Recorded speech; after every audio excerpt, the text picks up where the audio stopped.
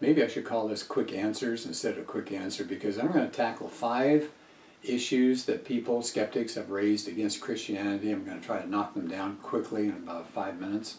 So if you want something more extensive, you can go to my book, PDF form. I'll be glad to send it to you. You can go to extended video lectures and things like that. But anyway, so here we go. 5 things. One is Christianity is anti-woman. No, it's not.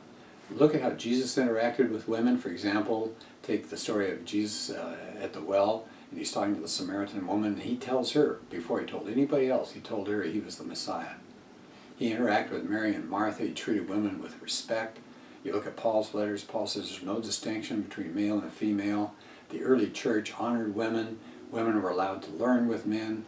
Women had high positions in the early church. Women actually taught men in some cases. So that's just an old story that's wrong. Now, sure, some people abuse that over the years, but they're not following what the Bible said when it comes to treating women with equal respect. Here's number 2. Christianity has ruined the environment. The answer, or the response, no, it hasn't. Other groups, other worldviews, other societies have damaged the environment more so than Christians have. Christianity goes back to Genesis for its understanding, and in Genesis it says God created a good world and he placed it into the hands of people and said, be stewards. You're morally responsible to take care of this land. So we have that as our core abiding belief, that that's the way we're supposed to treat the earth. Number 3, here's another challenge. Christianity is anti-science. Absolutely false. In fact, you can find a lot of books written by non-Christians who say it was because of the Judeo-Christian review and understanding of the scriptures and understanding of the world, it's that society that gave rise to modern science. So there are a lot of reasons for that, and I'll leave those alone. But the church has always encouraged learning and encouraged the science. Now you're going to hear about some aberrations, like the Galileo story and Giordano Bruno, and I'll tackle those in a longer video, which you can take a look at. But Christianity has done very well when it comes to science. It supported it. It started the Royal Society in England. There was Christians behind that, Puritans. So that's absolutely nonsense. How about number 4? Here's another challenge. When Christians get real icky and feel terrible when you talk about the body or sex. Puritans, right? That's the first thing I think. Oh, don't be so puritanical. But listen, Christianity says this earthly world is good. That's what God called it. Jesus came in flesh. He didn't come as a ghost to kind of wander over the landscape.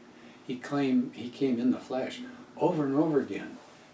Bridegroom and brides and husbands, it's seen as a powerful, wonderful expression of love. Sex within marriage is dynamite. It's great. It's within marriage, though. That's the only context that it's supposed to be approved of. So that makes sense. And so I think this is really a false thing that's been thrown at Christians. And then the last one, Christianity is the irrational, leap in the dark kind of view. Every religion is just wishful, pie in the sky kind of thinking.